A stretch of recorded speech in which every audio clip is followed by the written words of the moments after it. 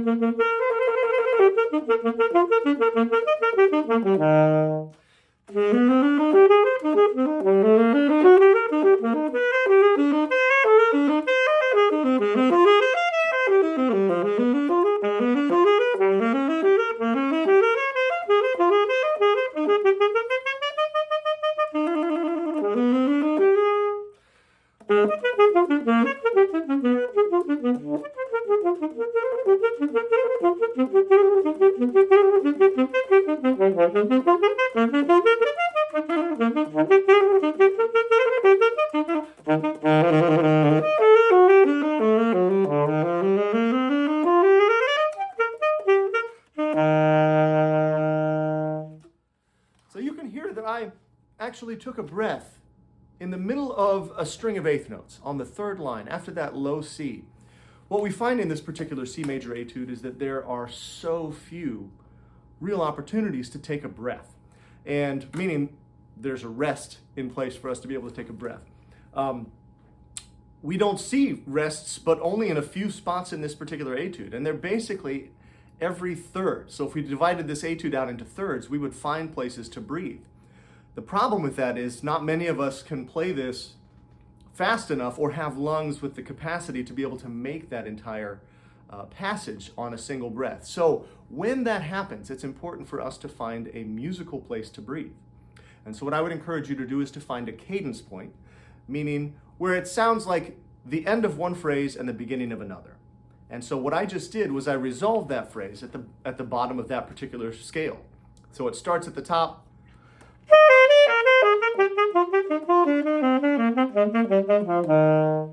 right?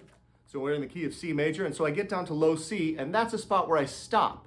I take a full breath and then resume playing in tempo, making sure that I emphasize one so that my judge doesn't get lost with what I'm doing. So again, at the slow tempo.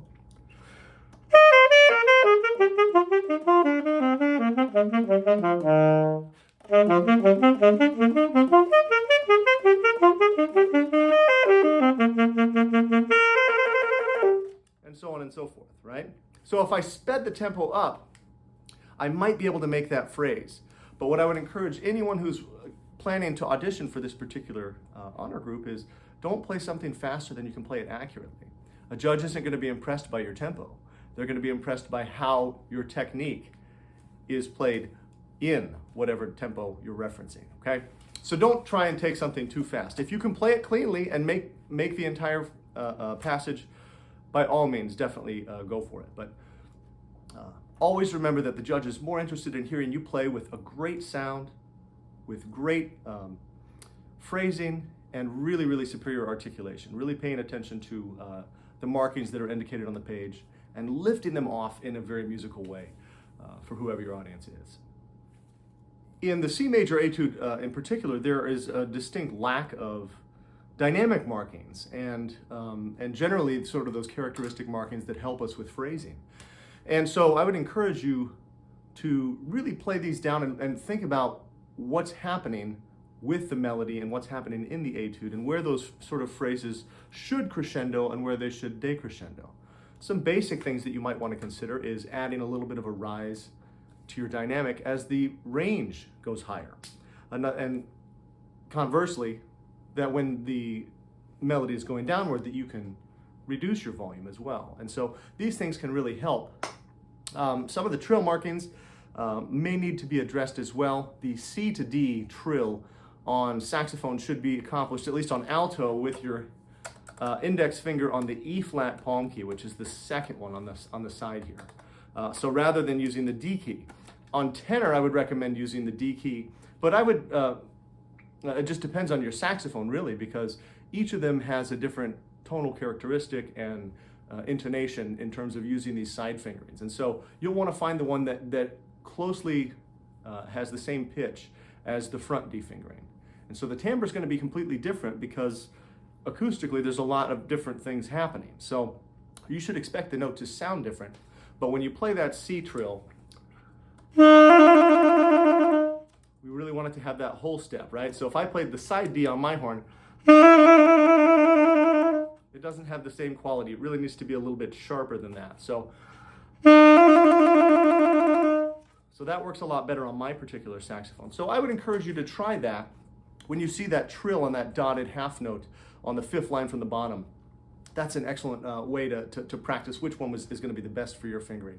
Baritone saxophone, similarly, I think that using the side D key is more common amongst most of the baritone saxophones that are out there these days. So, but nonetheless, check it out and see what works best for you.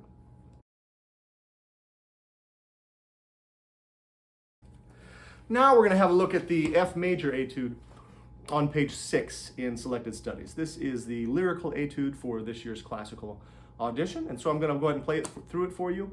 I recommend a tempo of, Andante we think of a walking pace, but lots of people walk at different paces. So maybe think of mid-60s, 66 to about 72 would be appropriate for the quarter note tempo in this particular tune. So set your metronome at a rate below that when you're first starting this, and then shoot for somewhere in that window as a goal. You can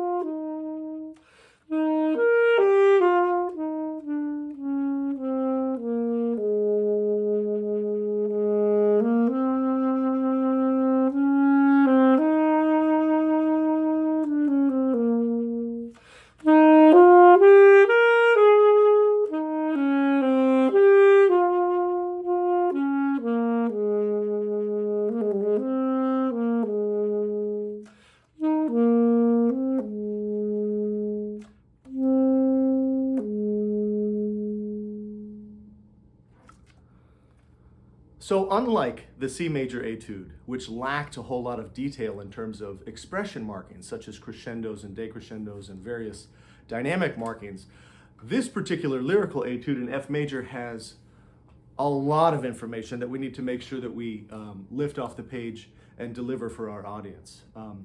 And that really helps us to structure our phrasing as well. So those things I would definitely focus on and bring those out.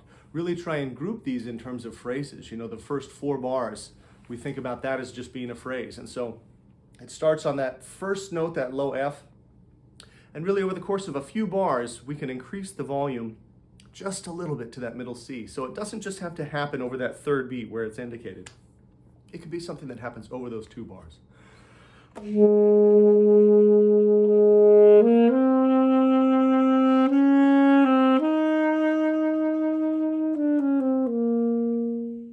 Right? So we can put a little bit of rise and fall in our line like that. A couple other things that bear mentioning in this particular etude are the turns, these sort of S-shaped things that we see on their side. There are footnotes down at the bottom of the page to describe how we're supposed to rhythmically approach those and what notes that we would include. I would tell you generally when we're dealing with gruppettos or these turns is that if the note that follows the ornament is the same as the note that you started on, there will only be 3 notes. Because you're resolving to the same note that you started on. However, if you are resolving to a different note, such as the situation with the end of the first line, that final measure in the first line, you'll actually play 4 notes. And so it just depends on the situation as to how many notes are going to be a part of that particular ornament. So pay attention to that, and remember, if you're resolving to the same note, only 3 notes, and if you are resolving to a note that is different than the one that you started on, that will involve 4 notes. Okay? So, one other, or actually a couple of other things that I want to mention. The turns in this particular etude, there's an error on the 4th line from the bottom. Those first 2 measures on the 4th line from the bottom should be exactly the same as the ones that appear on the 6th line, right in the middle. So we've modulated to C major, and we have an ornament that should sound like this.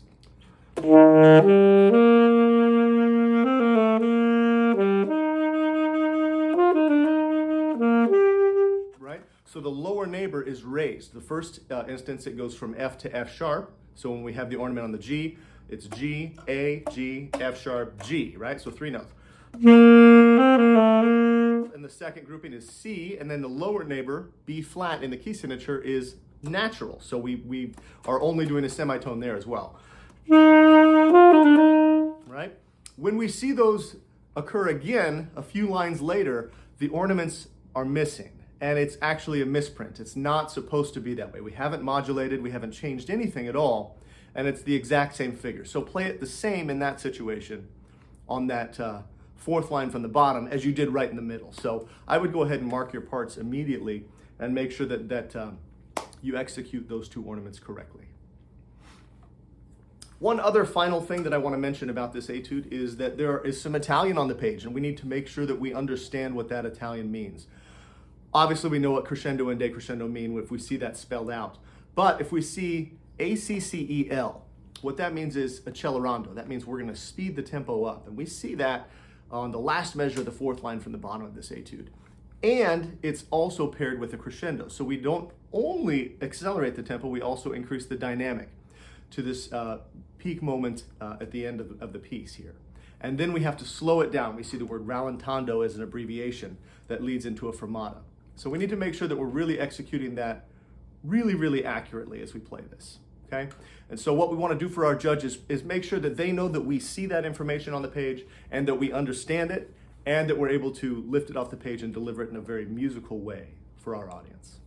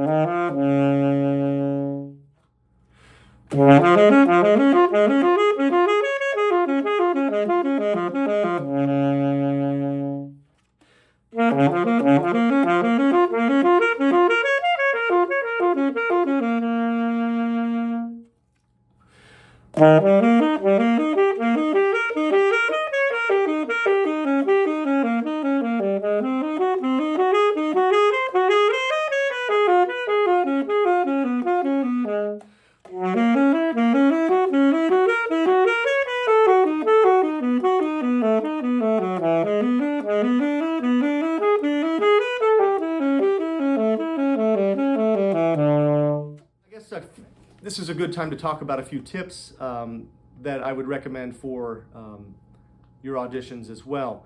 I think as a saxophonist, you need to have equipment that really appropriately enables you to create a sound for the situation that you find yourself in. And so if I'm playing in a wind ensemble, or I'm playing with a symphonic band, or I'm playing solo classical saxophone such as these excerpts are, it's really important to have a high quality classical mouthpiece that will enable me to get the type of sound that I'm really trying to produce for that. Some of my favorite words for a classical sound include warm, focused, pure. Those are some of my favorite words to think about when I'm trying to craft a good classical saxophone. So focused, pure, warm, and clear. Those are wonderful words to consider when you're crafting your classical saxophone sound. A quick note about the classical saxophone scales that you have to prepare as part of this audition. I would encourage you to make sure that you really familiarize yourself with that sheet. You need to have those scales memorized. And so what I usually tell my students to do when they're having to memorize scales is to find a buddy in the studio or someone in your band program and have them call some of the various keys for you on demand, right, when you're warming up before class or something like that, and to listen to you play them. Listen to you play them accurately with a nice even tempo, not too fast, not too slow. Make sure that you're playing everything very, very accurately and that your articulation is very clear on the way up, and that when you're slurring it, that all of that technique is very, very clear and we don't have any sort of bubbles in the technique. So I'm not going to demonstrate those scales because they're very simple up and down patterns, but do make sure you spend time to memorize those and get with a friend to help you with that process of making sure that you can recall them on demand, okay? Good luck, guys, on your auditions, and thanks for watching this video.